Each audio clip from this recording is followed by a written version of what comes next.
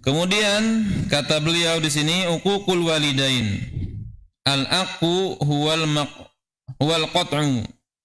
Al-aqu itu artinya adalah memotong. Sehingga kata Syekh Abdul Razak di sini, menurut beliau pengertian durhaka kepada kedua orang tua itu adalah kalimatun tajma'u kulla isa'atin lil walidaini.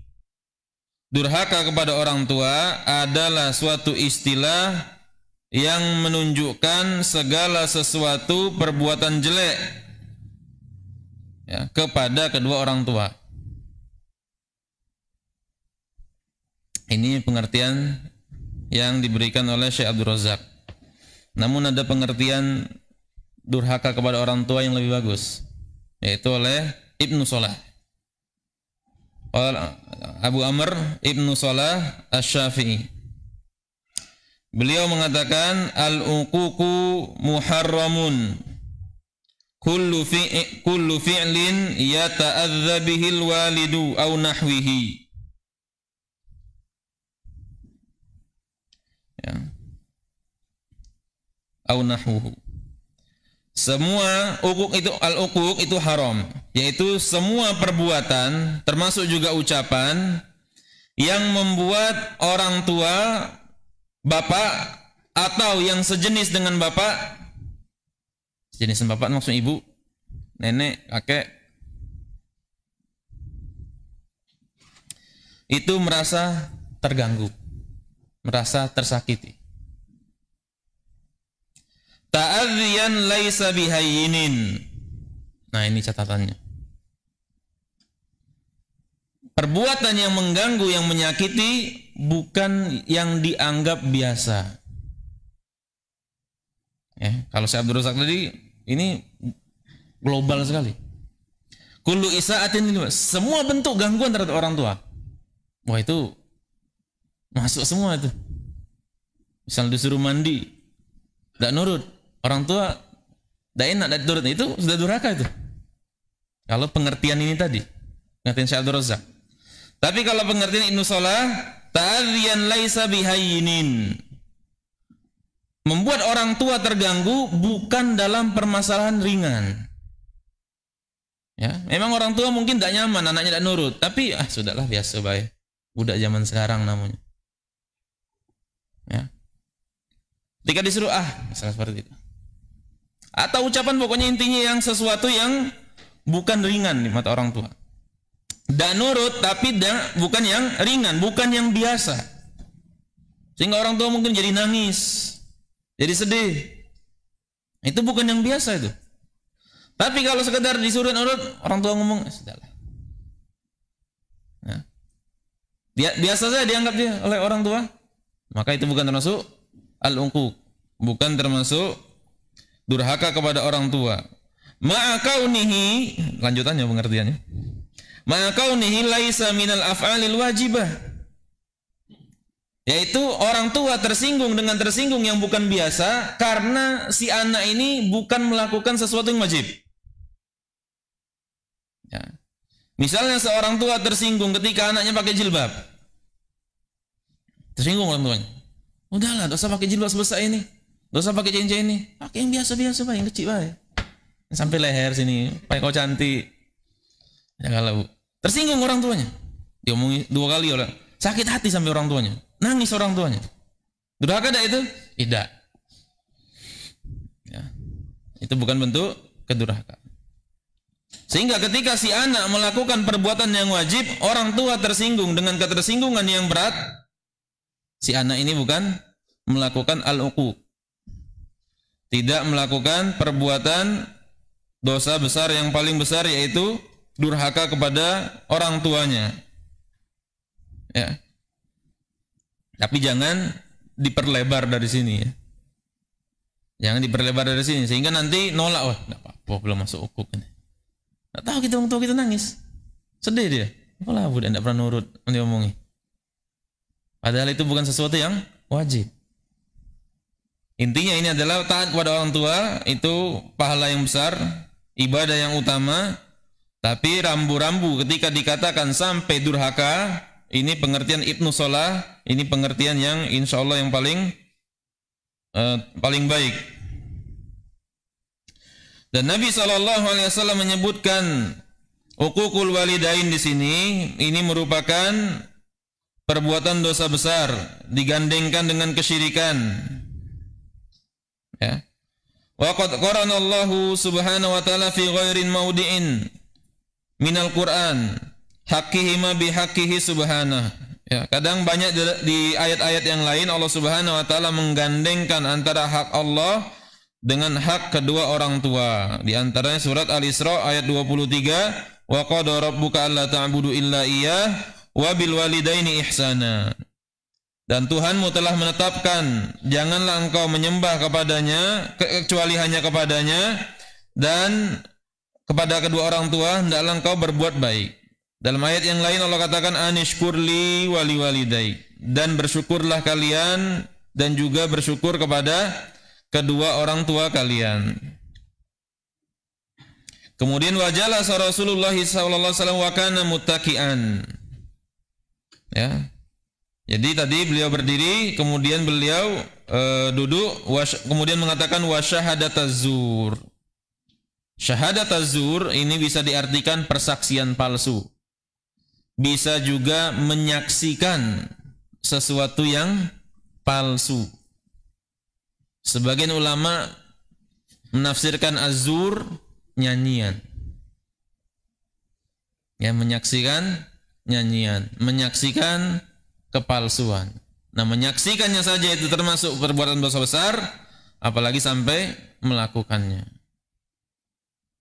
Ya, di antara wa ibadur rahman kata Allah Subhanahu wa taala la yashhaduna bizur. Ya, mereka itu tidak menyaksikan az-zur. Kenapa nyanyian disebut az-zur? Nyanyian itu tahsinu syai', memperbagus sesuatu sehingga orang nyangka ini halal padahal haram. Ada sebagus ini haram, ada ini tidak boleh. Ya. Karena itu zur. Nyanyian juga disebut az-zur.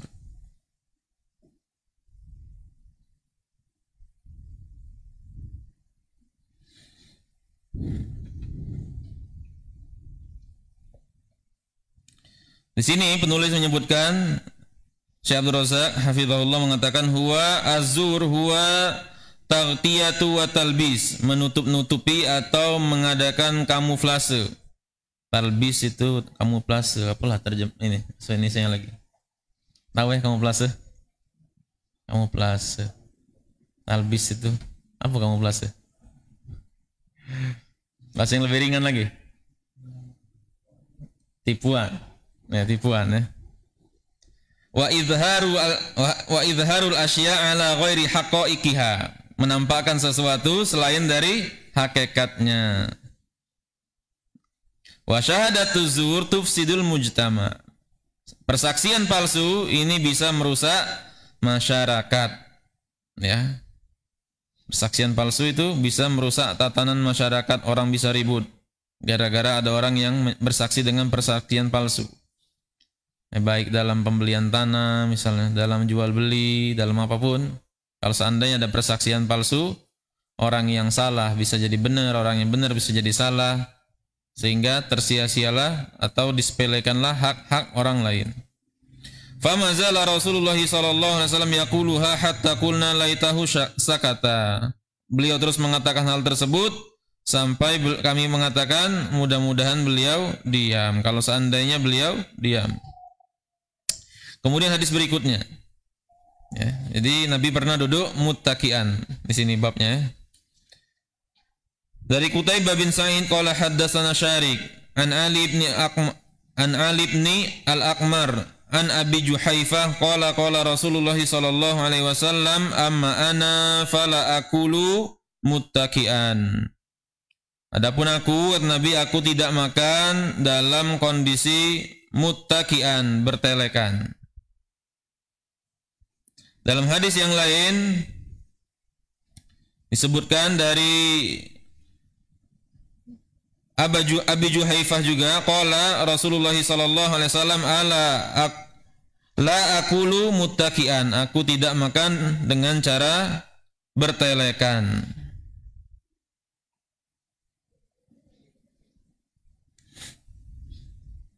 Mengapa Nabi SAW tidak makan sambil bertelekan seperti ini? Ada yang mengatakan annal i'tika jilsatun tu'til insanu syai'an min syarrihi. Ya. Karena duduk bertelekan seperti ini membuat seseorang itu makan dengan rakus. Makannya banyak. Kalau duduknya nyantai, lalu rupanya 2 piring habis.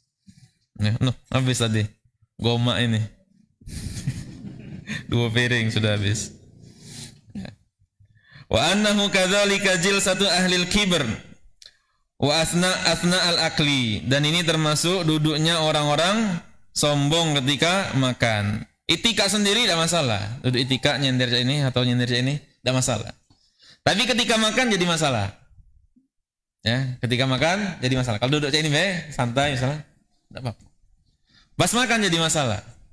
Nah, sebagian penerjemah menerjemahkan ini itika dengan berbaring. Nabi tidak pernah tidur. Itika itu bukan berbaring. Itika itu duduk telekan. Cuman ada para ulama nanti menafsirkan itika ini macam-macam. Di antaranya Al-Imam Ibnul Qayyim rahimahullah wa qad fussiral itika bitarabbu'. Ada yang menafsirkan duduk itika, duduk santai bertelekan itu dengan bersila. Ada lagi yang menafsirkan dengan itika ala syai', menyandarkan diri pada sesuatu, wa huwal i'timadu alaih, nyandarkan diri pada sesuatu, duduk dinding misalnya sandaran ketika makan. Wa fussira bil ittika alal jam', itu ada juga yang mengatakan bersender dengan lambung sambil ini ya, sambil santai, baringan, bukan tiduran, bukan terlentang, tapi dengan sisi perut. Fa innahu yamna'u al-majra ta'am at-tabi'i an hay'atihi. Karena duduk seperti ini akan menghalangi makanan, menyebabkan makanan itu terhalangi dari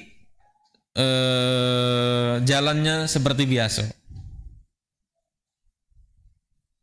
Wa ya'uquhu an sur'ati, ya, dan menghalangi makanan cepat sampai ke lambung.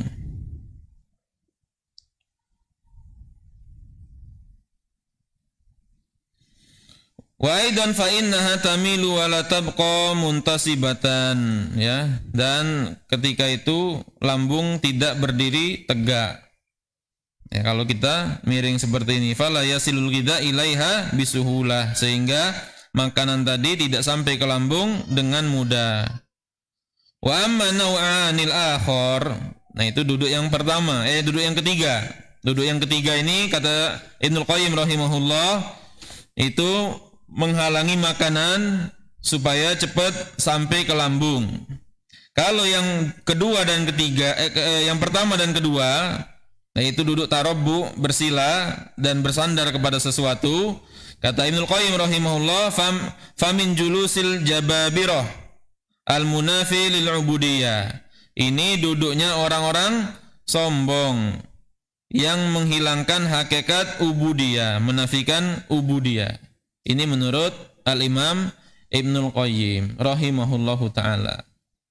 Kalau pertimbangan beliau seperti ini, artinya ini kondisi di zaman beliau, di tempat beliau. Ya. Duduk bersila dan duduk bersandar dengan sesuatu, itu duduknya orang-orang sombong.